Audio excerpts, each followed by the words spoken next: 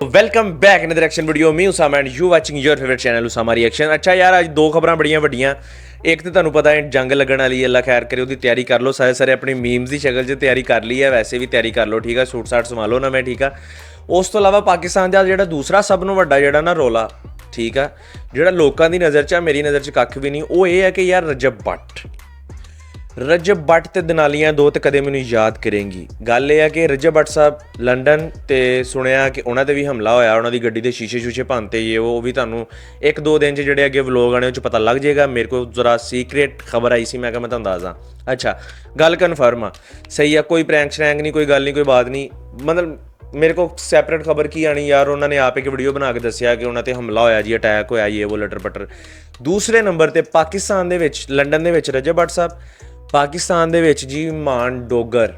पिछे जे मैं एक यूट्यूबर सुन रहा सी, वो कह रहा सीगा कि आने वाले दिनों मिस्टर पतलू तो बाद एक होर टिकटॉकर 1 साल वास्ते या 6 महीने वास्ते जेल च जाएगा। उन्होंने ना नहीं सी लिया किसी का, मैनू क्यों लग रहा कि कनैक्शन इधर नूं लग रहे हैं। बाकी खैर वीडियो देखते हैं, नाल गपशप करते हैं, देखते हैं की मामला की माजरात ने। उस तो पहले मेरे चैनल को लाइक सबसक्राइब शेयर कर लो, आ जाओ फिर स्क्रीन।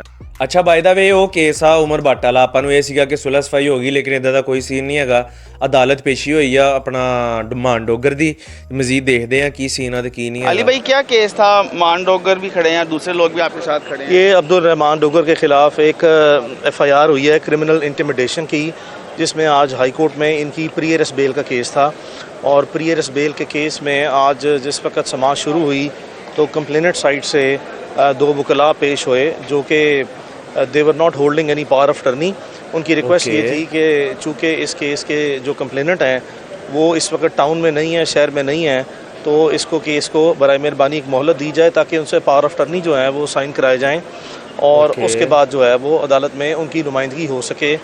तो हमारे जो ऑनरेबल जज साहब हैं लाहौर हाई कोर्ट में, जस्टिस शहबाज अली रिजवी साहब, ही वाज रादर सरप्राइज्ड के towards the conduct of the complainant कि रूटीन में तो हमने अदालतों में देखा कि जो पटिशनर्स आते हैं जब वो अपनी दरख्वास्तें अदालत के सामने प्लीड करने से प्री अरेस्ट बेल केसेस में कतरा रहे होते हैं और इल्तवा मांग रहे होते हैं, लेकिन यहाँ पे जो मुकदमे के मुद्दई हैं उनका एक गैर जिम्मेदाराना कंडक्ट जो है वो अदालत में, उनके डिमीनर जो हैं वो रजिस्टर हुए हैं, जिस पर अदालत जो है वो उनसे कोई मुतमईन नज़र ना आती है।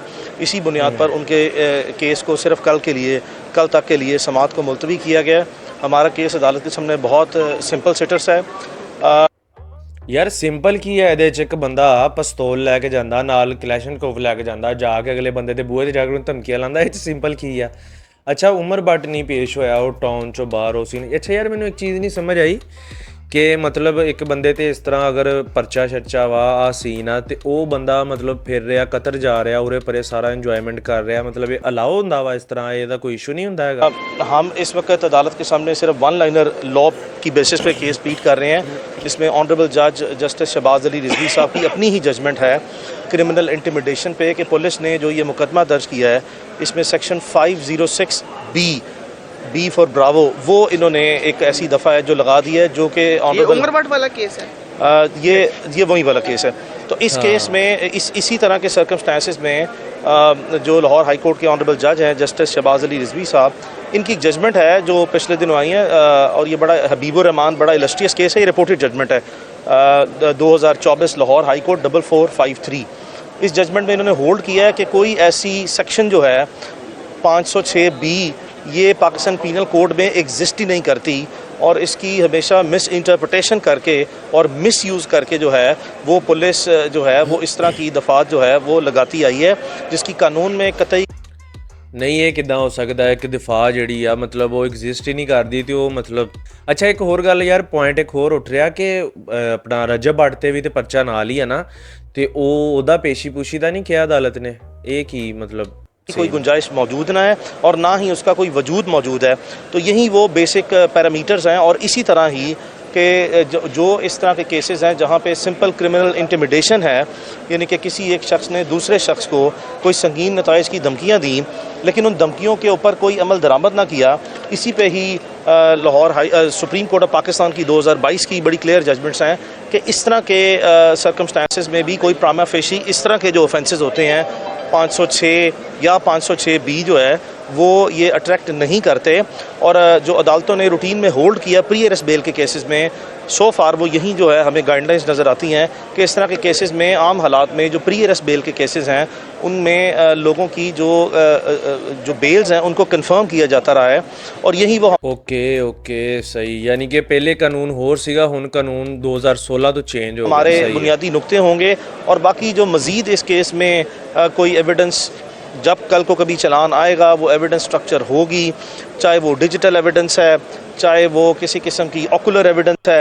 एविडेंस सोशल मीडिया ते पिया वा, एविडेंस ਦਾ ਕਾਹਦਾ ਰੋਲਾ ਉਹ ਤੇ ਸੋਸ਼ਲ ਮੀਡੀਆ ਤੇ ਥੋੜਾ ਸਰਕਲ ਕੀਤਾ। ਚੁਰ ਸਾਹਿਬ ਨੇ, ਡੋਗਰ ਸਾਹਿਬ ਨੇ ਵੀਡੀਓ ਕਾਲ ਕੀਤੀ ਸੀ ਲਾਈਵ, ਜਿਹੜਾ ਨਾ ਉਹ ਬਲਕਿ ਟਿਕਟੋਕ ਲਾਈਵ ਵੀਡੀਓ ਬਣਾ ਕੇ ਤੇ ਨਾਲ ਧਮਕੀਆਂ ਸ਼ਮਕੀਆਂ ਤੇ ਉਹ WhatsApp ਤੇ ਕਾਲ ਤੇ ਨਾਲ ब्रेस्ट मार रहे हो। चूँकि इस केस में मुद्दई ने यह भी इल्ज़ाम लगाया कि मेरे घर के बाहर जो है वो चंद लोग मेरे घर के बाहर आए हैं और इन्होंने असला जो है वो लहराया और असले के ज़ोर पे जो है वो टिकटॉक्स जो हैं वो बना के, यानी कि लाइव सेशंस में मुझे इंटिमिडेशन जो है वो इन्होंने फर्दर जो है वो की है। और इसी बुनियाद पे ही नीचे जब इस केस को इन्वेस्टिगेट किया गया तो देखा कि 3 मुल्ज़िमान ऐसे हैं इस केस में जो कि बग़ैर असले के मौजूद थे, और उनमें से 2 ऐसे हैं जिनकी जो इस वक्त प्री अरेस्ट बेल्स हैं वो कंफर्म कर चुकी है अदालत। इसी बेसिस पे ही जो बेसिक एक पैरामीटर्स हैं कोई भी क्रिमिनल केस के, उसमें एक बहुत बड़ा प्रोसिक्यूशन के केस में डेंट जो है वो डल चुका हुआ है। तो यही वो सर्कमस्टांसेस है जिसमें हम प्राइमा फेसी अदालत में अंडर द गाइडलाइंस और the umbrella of the citations of the supreme court. ਅੱਛਾ ਯਾਰ, ਕਾਨੂੰਨ ਦੀ ਨਾ ਇੱਕੋ ਹੀ ਖੂਬਸੂਰਤੀ ਹੈ ਜਿਹੜੀ ਮੈਨੂੰ ਲੱਗਦੀ ਕਿ ਮਤਲਬ ਬੰਦਾ ਜਿੰਨਾ ਮਰਜ਼ੀ ਵੱਡਾ ਹੋ ਜਾਵੇ, ਸੋਸ਼ਲ ਮੀਡੀਆ ਦਾ ਜਿੰਨਾ ਮਰਜ਼ੀ ਸੈਲੀਬ੍ਰਿਟੀ ਬਣ ਜੇ, ਜਿੱਡਾ ਮਰਜ਼ੀ ਸਟਾਰ ਬਣ ਜੇ, ਇਹ ਉਹ ਮਤਲਬ ਜਿੰਨਾ ਮਰਜ਼ੀ ਫੰਨੇ ਖਾ ਬਣ ਜੇ, ਅਗਰ ਉਹ ਕਾਨੂੰਨ ਦੀ ਖਿਲਾਫਵਰਜ਼ੀ ਕਰਦਾ ਨਾ ਤੇ ਫਿਰ ਉਹ ਬੰਦਾ ਜਿਹੜਾ ਨਾ ਉਹ ਫਿਰ ਇਸੇ ਤਰ੍ਹਾਂ ਹੀ ਖੜਾ ਹੁੰਦਾ। ਔਰ ਇਹ ਬੜੀ ਮੈਂ ਕਹਿੰਦਾ ਕਿ ਖੂਬਸੂਰਤੀ ਆ ਜਿਹਦੀ ਵਜ੍ਹਾ ਤੋਂ ਮਤਲਬ ਬਹੁਤ ਸਾਰੇ ਝਗੜੇ ਹੁਣ ਤੱਕ ਰੁਕੇ ਹੋਏ ਆ। ਨਹੀਂ ਤੇ ਜੋ ਹੁਣ ਸੂਰਤ ਹਾਲ ਨਜ਼ਰ ਆ ਰਹੀ ਹੈ ਨਾ ਆਪਸ ਦੇ ਵਿੱਚ ਇਹਨਾਂ ਦੀ ਟਿਕਟੋਕਰਾਂ ਦੀ ਤੇ ਯੂਟਿਊਬਰਾਂ ਦੀ, ਜੇ ਕਾਨੂੰਨ ਵਗੈਰਾ ਦਾ ਮਤਲਬ ਕੋਈ ਖੁੱਲੀ ਛੂਟ ਵਾਲਾ ਸੀਨ ਹੋਵੇ ਨਾ, ਜਾਂ ਥੋੜਾ ਬਹੁਤ ਹੋਵੇ ਕਿ ਯਾਰ ਇਦਾਂ ਪੈਸੇ ਪੂਸੇ ਲਾ ਕੇ ਨਿਜ਼ਾਮ ਓਕੇ, ਤੇ ਯਕੀਨ ਕਰੋ ਇੱਕ ਅੱਧਾ ਵੈਸੇ ਹੀ ਪੂਰਾ ਕਰ ਦੇਣ, ਟਪਾ ਦੇਣ ਇੱਕ ਅੱਧੇ ਨੂੰ।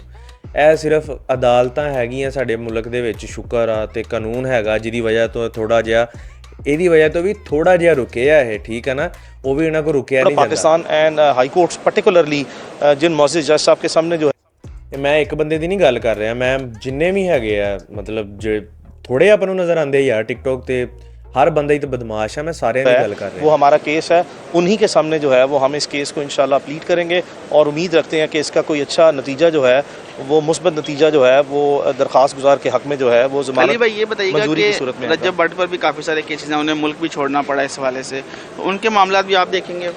देखें, जो रजब भट्ट साहब हैं वो मेरे पास इस केस में, जिस केस में हम इस वक्त मौजूद हैं, उसमें हैं। इस केस में आए थे और उनकी अदालत में हमने प्री अरेस्ट बेल भी जो है वो फ़ाइल की थी। जैसा कि मैंने कहा कि वो जो 4 दरख्वास्त गुजार थे, 4 पटिशनर्स थे जिनकी प्री अरेस्ट बेलें जो हैं अदालत के सामने थी, उनमें से 2 की प्री अरेस्ट बेल्स कन्फर्म हो गई। एक की अब्दुल रहमान डोगर की जो है वो प्री अरेस्ट बेल नीचे वाली अदालत ने डिसमिस की कि अदालत का ख्याल ये था कि चूँकि ये नॉमिनेटेड हैं और अदालत जो है वो उस वक्त शायद ਆਹੋ ਮੇਨ ਝਗੜਾ ਤੇ ਡੋਗਰ ਨਹੀਂ ਸੀ ਨਾ, ਮਤਲਬ ਮੇਨ ਤੇ ਡੋਗਰ ਨਹੀਂ जड़ी है ना मुँह मारी, ये ख्याल मुमकिन तौर पर ज़हन में नहीं आया मुअज़्ज़िज़ जज साहब के कि जो बाकी 2 लोग थे जिनको ज़मानत उन्होंने दी है वो भी नॉमिनेटेड थे, तो इनको भी उनके साथ ही एट पार रखना चाहिए था अगर उनको कोई बेल ग्रांट करनी थी। और फिर ये था कि उनके हाथ में किसी किस्म का यानी कि असला मौजूद नहीं था, जिससे जो भी मुद्दई है उसके मुद्दे की क्रेडिबिलिटी जो है वो डेड हो गई। और जो रजब थे उस दिन अदालत में अपनी बेल में वो जिस दिन समाअत थी अपेयर नहीं हुए, और उसकी बड़ी ही कोई संजीदा किस्म की रीज़न्स थी कि उससे एक रात पहले ही जो है वो जो रीसेंट आपने इशू देखा है कि दोबारा प्रॉपअप हुआ है या राइज़ हुआ है, उसी की मौजूदगी में he was facing severe life threats. And I think चूँकि हमारे इस तरह के मामलात में अदालतों में भी हमने देखा नहीं यार, है बहुत अच्छा हो गया ਜਿਹੜਾ ਮੁਲਕ ਛੱਡ ਕੇ ਚਲਾ ਗਿਆ ਨਾ, ਬਹੁਤ ਅੱਛਾ ਹੋ ਗਿਆ। ਮੈਂ ਕਹਿੰਦਾ ਕਿ ਇਹ ਜਿਹੜਾ ਨਾ ਮਤਲਬ ਕਦਮ ਬਿਲਕੁਲ ਸਹੀ ਸੀਗਾ, ਇਹਦੇ ਉੱਪਰ ਕਿਸੇ ਨੂੰ ਵੀ ਕੋਈ ਇਤਰਾਜ਼ नहीं है, क्योंकि ਇੱਥੇ ਜਿਹੜੇ ਐਕਸਟ੍ਰੀਮਸ ਹੈਗੇ ਆ ਨਾ ਉਹਨਾਂ ਤੋਂ ਬਚਣਾ ਬਈ ਜ਼ਰੂਰੀ ਹੈ। कि बहुत से ऐसे जो हैं अनफॉर्चुनेट सर्कमस्टांसेस या इंसिडेंट इन्हीं मुद्दों की या इसी तरह के मुंसलिक जो मुद्दे जो हैं उनकी बुनियाद पर होते रहे हैं, जिसकी वजह से in that particular date of hearing he could not appear, और उसकी रजब की जो प्री अरेस्ट बेल है वो नॉन प्रोसिक्यूशन यानी कि मेरिट्स पे नहीं, नॉन प्रोसिक्यूशन जो है वो डिसमिस हुई है। और कल कला को जब भी वो इस वक्त दोबारा कोई प्रोसेस को ज्वाइन करेगा तो हम उस केस में उसको प्लीड करेंगे। ये एक वाहिद केस है जो कि यही क्रिमिनल इंटिमिडेशन का जिसमें मैं उसको रिप्रेजेंट कर रहा हूँ। डोगर साहब, आप बताइएगा कि आप सुपरस्टार बन चुके हैं टिकटॉक के और सोशल मीडिया के, लेकिन आए रोज़ किसी ना किसी तनाज़े में आप उलझे रहते हैं, इसकी क्या वजह है? मैं सबसे पहले यही कहूँगा वतुइज़्ज़ु मंतशा वतुज़ुल्लु मंतशा, और ये ज़िंदगी के हिस्से हैं, उतार चढ़ाव ज़िंदगी में आता रहता है। ठीक है, रजब भट्ट साहब कब तक वापस आ रहे हैं? ये इंशाल्लाह ऑफ द कैमरा मैं आपको बता दूंगा। Thank you. On the camera भी कुछ? ਲਓ ਜੀ ਆਫ ਦੀ ਕੈਮਰਾ ਦੱਸ ਦੇਣਗੇ। ਅੱਛਾ ਯਾਰ, ਜੋ ਵੀ ਆ ਸਾਰਿਆਂ ਨੂੰ ਮਤਲਬ ਜਿਹੜਾ ਨਾ ਉਹ ਆਸਾਨੀ ਹੋਣੀ ਚਾਹੀਦੀ ਆ। ਵੀਡੀਓ ਮੈਂ ਇਦਾਂ ਹੀ ਨਾ YouTube ਵਿਜ਼ਿਟ ਕਰ ਰਿਹਾ ਸੀ, ਮੇਰੇ ਸਾਹਮਣੇ ਆਈ, ਮੈਂ ਕਿਹਾ ਯਾਰ ਬਹਿ ਕੇ ਇਕੱਠੇ ਭਰਾਵਾਂ ਨਾਲ ਦੇਖਣੀ ਚਾਹੀਦੀ ਆ। ਇਸ ਬਾਰੇ ਆਪਣਾ ਵੀ ਥੋੜਾ ਜਿਹਾ ਜਿਹੜਾ ਨਾ ਓਪੀਨੀਅਨ ਦੇਣਾ ਚਾਹੀਦਾ, ਜਿਹੜਾ ਆਪਣਾ ਰਾਈਟ ਆ ਸਾਰਿਆਂ ਦਾ। ਤੇ ਤੁਹਾਡਾ ਕੀ ਓਪੀਨੀਅਨ ਹੈ ਮੈਨੂੰ ਕਮੈਂਟ ਸੈਕਸ਼ਨ 'ਚ ਲਾਜ਼ਮੀ ਦੱਸੋ।